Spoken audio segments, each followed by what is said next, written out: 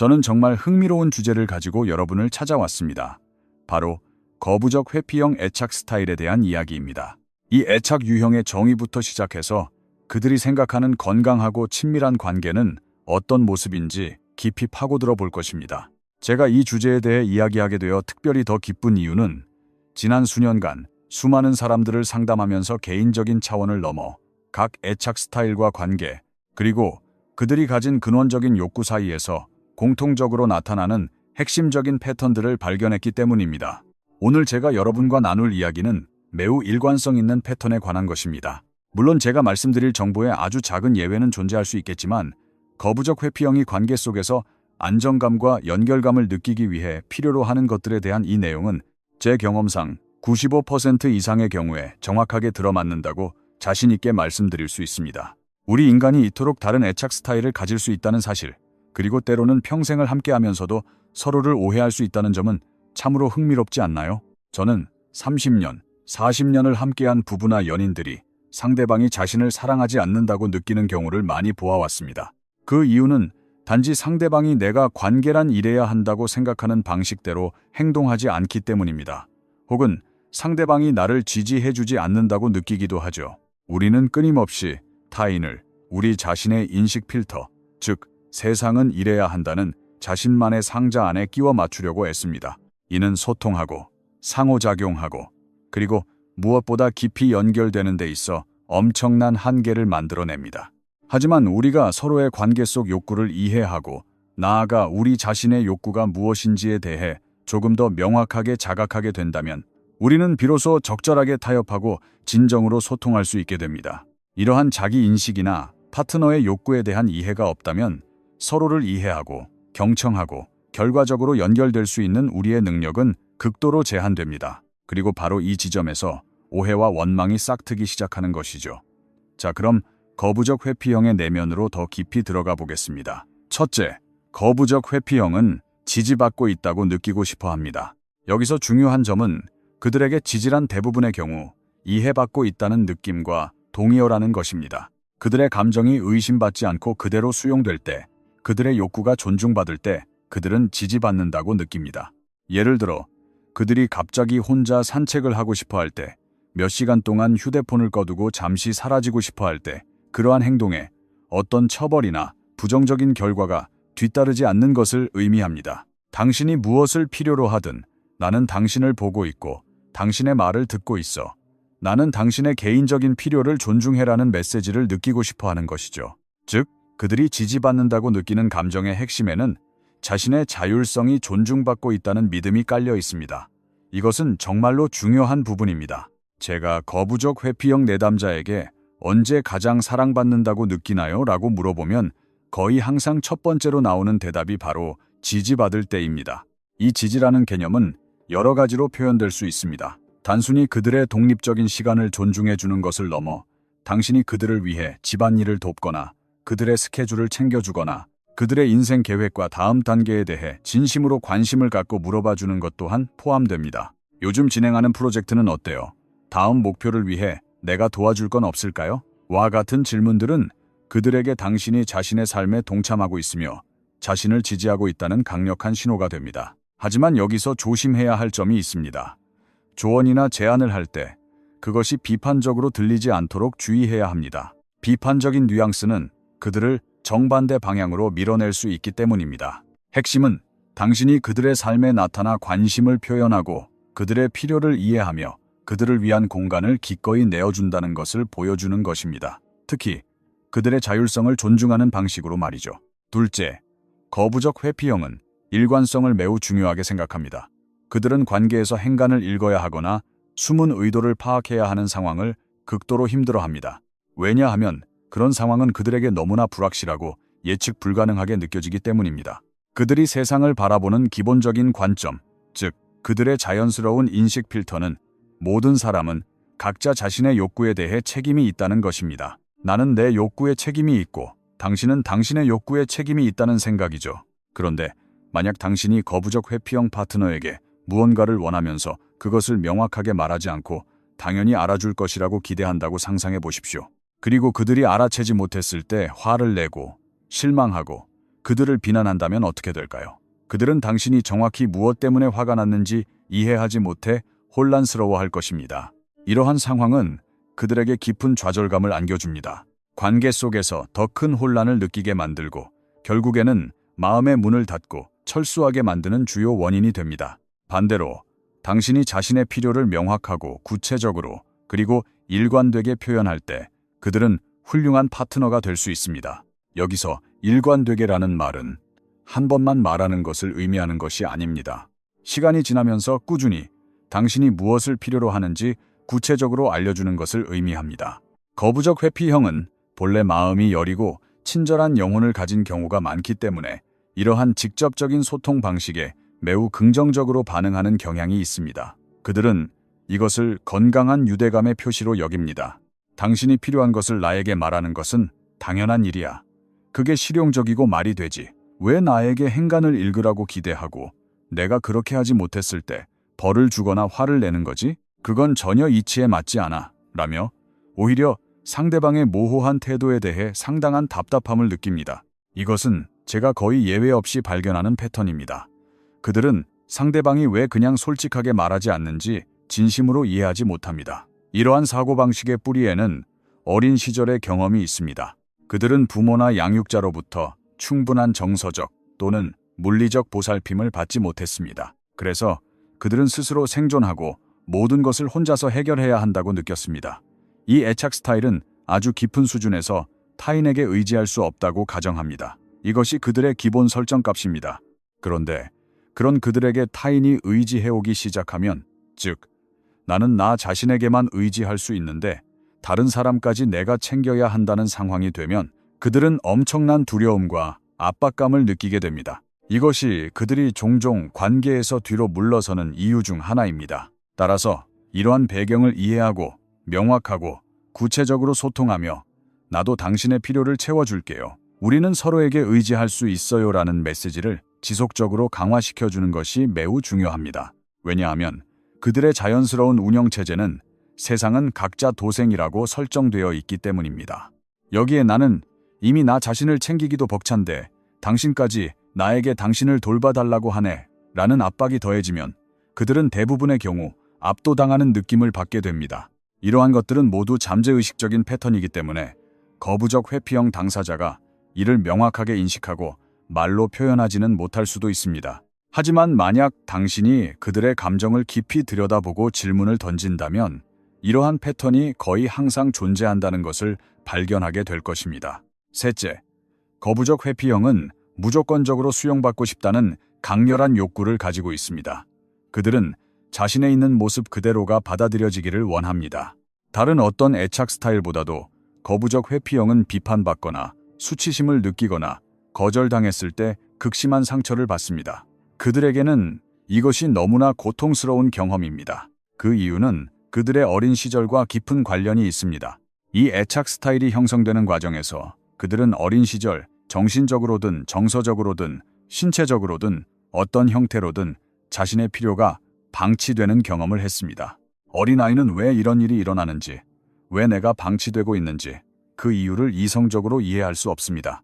우리는 세상을 처음 만났을 때 부모나 양육자를 신과 같은 존재로 여기기 때문에 우리 부모님은 지금 부모가 될 준비가 덜 되었구나 라거나 부모님이 정서적으로 나를 돌볼 여유가 없으시구나, 그들 자신에게도 해결해야 할 과제가 있구나 라고 생각할 수 없습니다. 대신 거부적 회피형 성향을 갖게 된 아이는 이 모든 것을 자기 자신에 대한 해석으로 받아들입니다.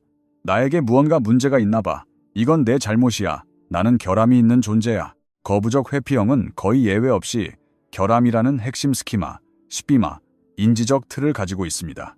그래서 당신이 그들을 비난하거나 비판할 때 그것은 그들의 가장 깊은 내면의 상처를 건드리고 확인시켜주는 행위가 됩니다. 다시 한번 말하지만 이것들은 매우 깊은 잠재의식 속에 있는 상처이기 때문에 그들이 돌아서서 명확하게 설명할 가능성은 거의 없습니다. 그들에게는 그런 자기 분석의 기회가 주어지지 않았습니다.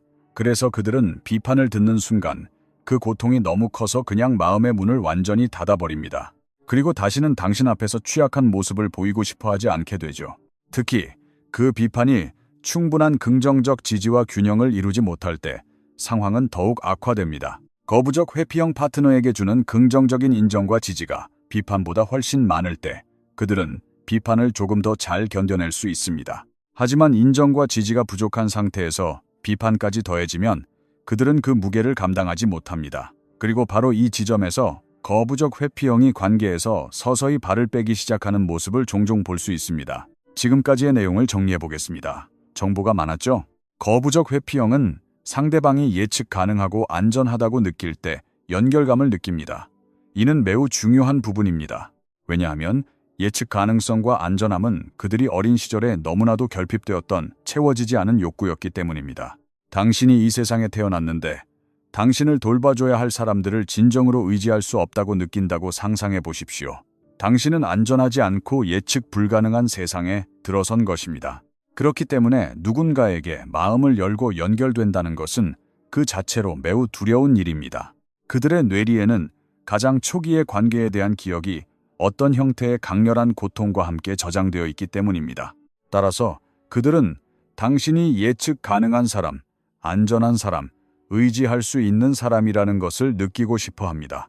또한 당신이 지지적이라는 것, 즉 그들에게 관심을 갖고 질문을 던지며 진정으로 그들을 아낀다는 것을 느끼고 싶어 합니다.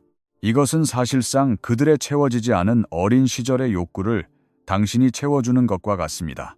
또한 당신이 일관되고 명확하게 소통하고 그들을 있는 그대로 수용하며 비난하거나 판단하거나 수치심을 주지 않을 때 그들은 안정감을 느낍니다. 때로는 거부적 회피형은 비판받고 있지 않은 상황에서도 자신이 비판받고 있다고 가정하기도 합니다.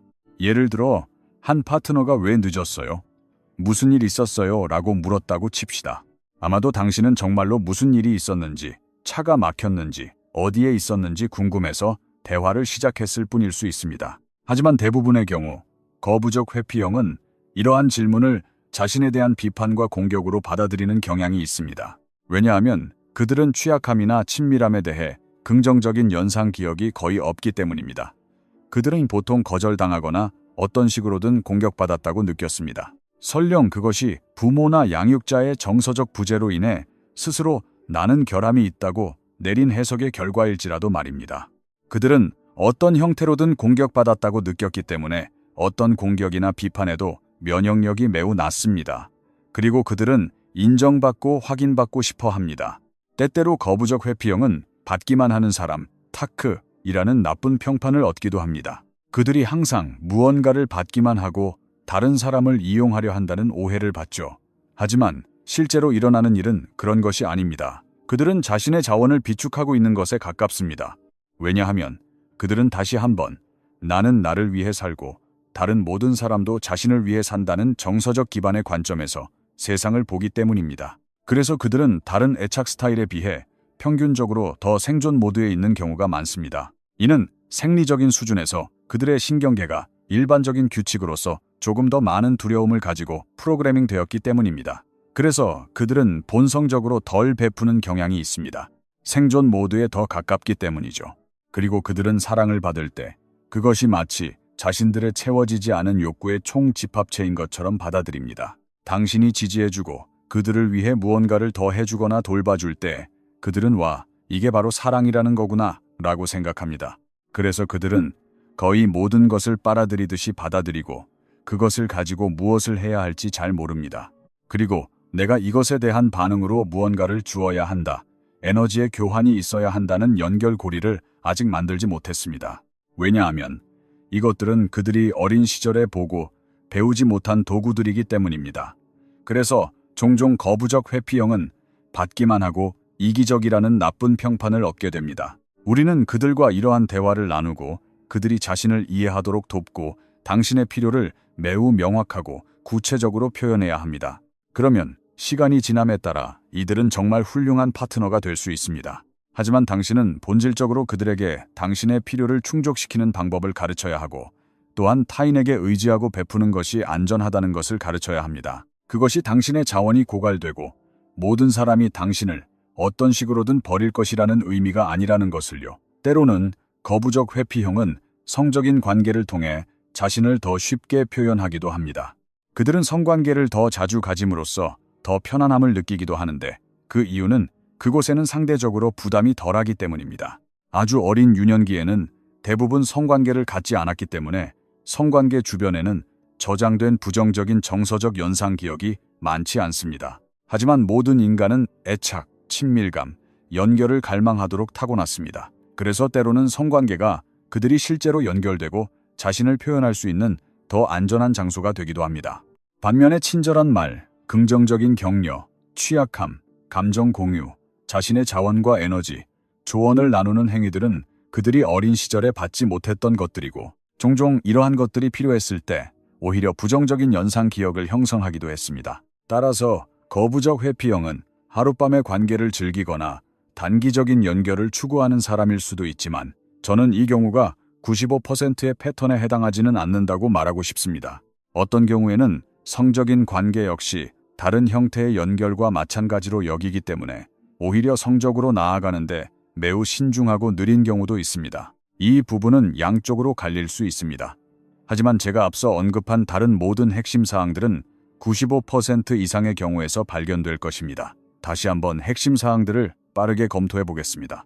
지지받고 있다고 느끼는 것, 일관성을 느끼는 것, 당신이 명확하게 소통하고 있다고 느끼는 것, 이해받고 있다고 느끼는 것, 자신의 자율성과 자유가 존중받고 있다고 느끼는 것, 무조건적으로 수용받고 있다고 느끼는 것, 당신이 예측 가능하고 안전하다고 느끼는 것, 그리고 인정받고 확인받고 있다고 느끼는 것. 이 모든 것이 거부적 회피형이 생각하는 건강한 관계의 핵심 요소입니다. 만약 이 글을 읽는 당신이 거부적 회피형이라면 당신의 파트너에게 이러한 것들이 필요하다고 표현하기 시작해야 합니다.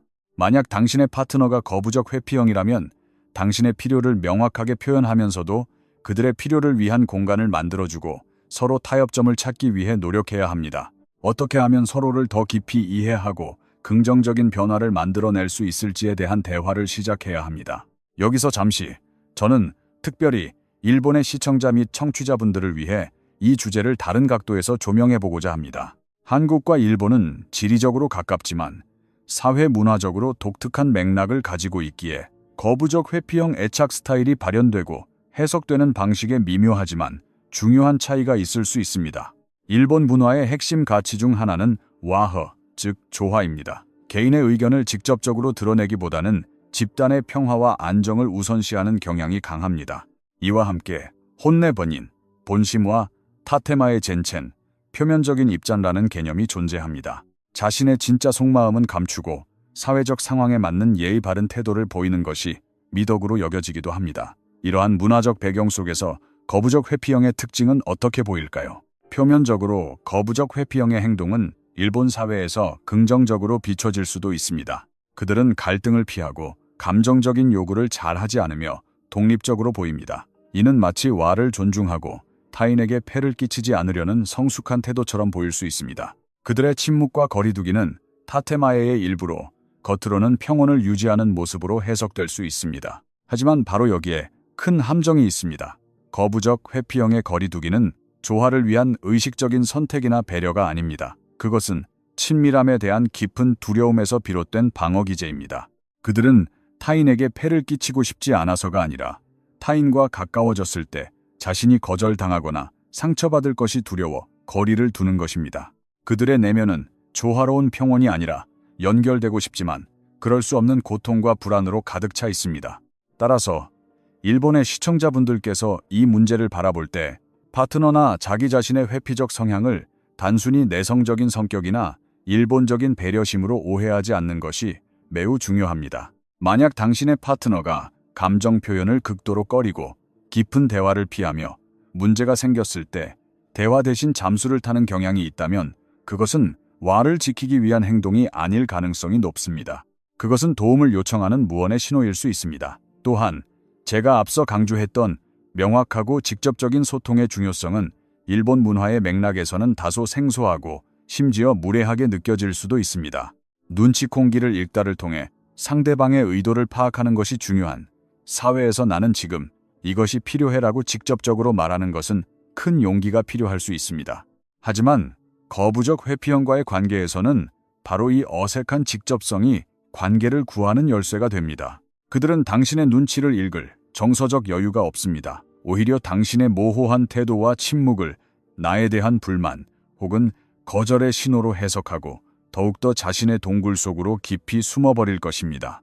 따라서 만약 당신이 일본 문화권에 계시고 거부적 회피형 파트너와 관계를 맺고 있다면 평소보다 조금 더 용기를 내어 당신의 감정과 필요를 혼내에 가깝게 하지만 부드럽고 일관된 방식으로 전달하는 연습을 해보시길 바랍니다.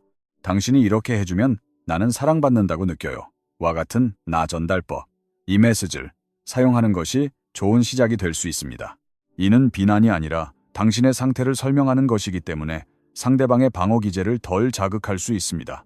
거부적 회피형의 독립성은 일본 사회에서 높이 평가받는 자립의 가치와도 맞닿아 있습니다. 하지만 그들의 자립은 건강한 자존감에서 비롯된 것이라기보다는 아무도 믿을 수 없으니 나 혼자 살아남아야 한다는 생존 본능에 가깝습니다. 이 미묘한 차이를 이해하는 것이 그들을 진정으로 돕는 첫걸음이 될 것입니다. 당신의 파트너가 보여주는 강인함과 독립성 이면에 있는 인정과 지지를 갈망하는 여린 내면을 바라봐 주십시오. 그것이 바로 일본의 문화적 맥락 속에서 거부적 회피형을 이해하고 그들과 더 깊은 유대를 형성하는 핵심적인 관점이라 할 수 있습니다.